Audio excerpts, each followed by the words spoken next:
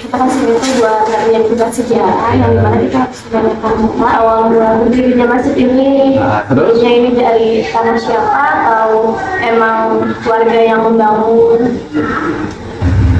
Itu tahun sekitaran 70-an. Sebelum 70-an itu ada salah seorang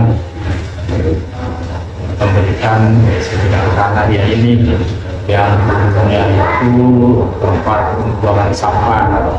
Akhirnya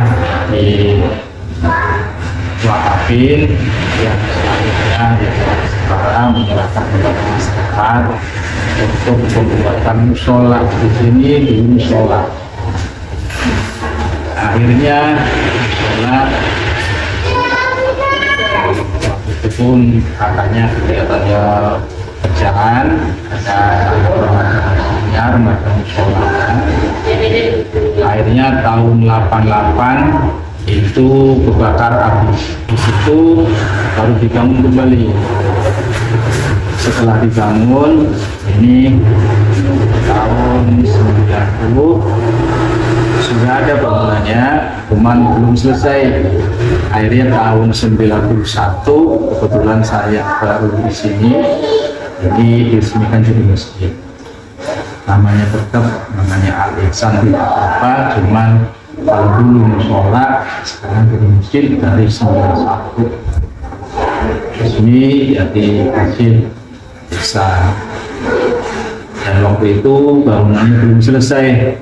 Akhirnya ya sambil berjalan merangkak, akhirnya bisa terselesaikan sekalipun tidak sempurna. Tetap dibangun 2 lantai dengan dulu pakainya papan. Setelah 91 di masjid berjalan, dirapiin sambil berjalan. Akhirnya tahun berapa, 7 tahun yang lalu baru kita direnovasi kembali sehingga jadi seperti ini.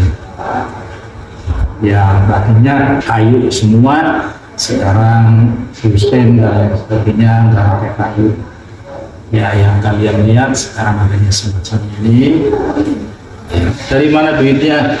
Ini dari swadaya masyarakat murni, tanpa ada bantuan dari pemerintah secara mengikat. Bahkan yang membuat ikrar ke saya aja itu adiknya. Ini masjidnya di kampung apa aja selain ibadah wajib? Di samping kita buat sholat tiap waktu, ada namanya majelis taklim pengajian.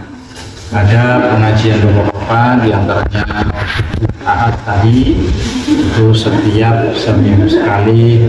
Kalau kita malam Jumat kita baca Yasin, tahlil, zikir sama-sama. Di samping itu juga untuk pendidikan. Ini ada madrasah yang alhamdulillah madrasahnya bukan sekedar madrasah, tapi madrasah sudah punya SIUP, sudah terdaftar ke Kementerian Agama. Di samping madrasah pendidikan, kami pun buka perpustakaan. Kalau waktu jam belajar itu bukanya Sabtu Ahad. Kita bulan setiap hari. Kalau nanti masuk belajar. Kecuali kalau pre nanti tinggal diatur sama tugasnya. Kalau anak-anak tugas menunggu tidak semena-mena, kita sebagai pelajar. Itu ada di sebelah sana.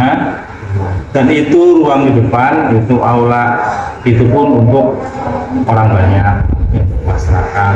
Dananya dari warga, dari masyarakat, tapi yang mensponsori, yang mengurusin segala galanya dari masjid. Jadi kami ini masjidnya bukan hanya sekedar sholat 5 waktu, tapi alhamdulillah sudah kita manfaatin semua untuk kepentingan masyarakat, untuk kepentingan mensyiarkan agama.